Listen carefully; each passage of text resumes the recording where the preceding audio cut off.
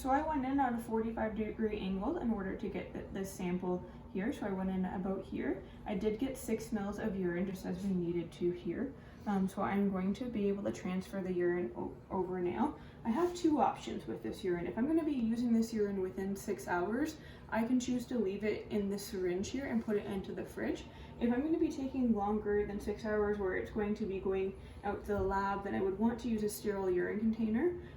So what I'm going to do regardless is change the needle out. So I want to make sure that I've got this loose here, which it is. We can dispose of this one, this needle.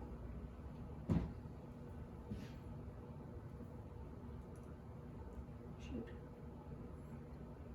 Put the cap on it. It's easier to twist it. Here we go. It was just kind of tight there on me. So we've gotten that fixed off now. And then I want to make sure that I don't touch anything because I want to keep it sterile. So now we've got a new needle here. So it is kept sterile.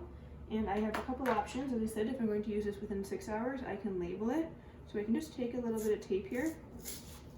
And all I would want to do on the tape is write his name and the time the sample was collected. So I'm going to write, Milo is the cat's name, and it is now 11 a.m. So I'm going to write 11 a.m. It is June 1st. And then I want to write the owner's last name on there as well, just in case we have 2 Milos. We don't want to confuse things. So, breath, weight. Okay, so I have everything labeled. Time, patient's name, last name, and the date. And I can just put that on here like so. And then I will be able to store this in the fridge. Alternatively, I can label all of this. So this is my sterile urine container, and I can write the patient's name on here, Milo. I can write his date of birth on here as well.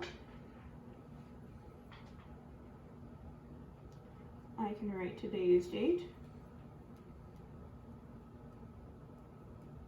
And the time again, which of course was 11 a.m. I want to make sure that we keep this sterile. I'll flip this over here, not touching the very lip of it here and not touching the lip of it here as well. Now I can take this needle off and I could choose to transfer it over like so. Again, not touching the tip of the syringe to the sterile urine container. And then of course we'd want to put it back with the lid on tight. If we were sending this off for a sample, we really want to make sure that the lid is on tight here. A lot of the time, the reason that we do a cystocentesis is because it is the most sterile way for us to collect urine, and it's often used to do culture and sensitivity, so it's very important that we don't contaminate it with any bacteria. So we can tell here that this was a sterile container and it wasn't contaminated. So we are all set there now. So now it would just be the matter of cleaning all of this up. So I will show you how we would go about that. Most importantly, we want to make sure that our sharps go in our sharp container. We're just in the middle of renovations, so over here is a bit of a mess right now. I apologize for that.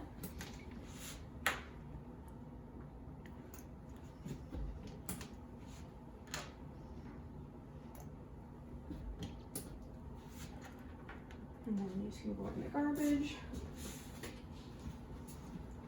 All of this can go in the garbage.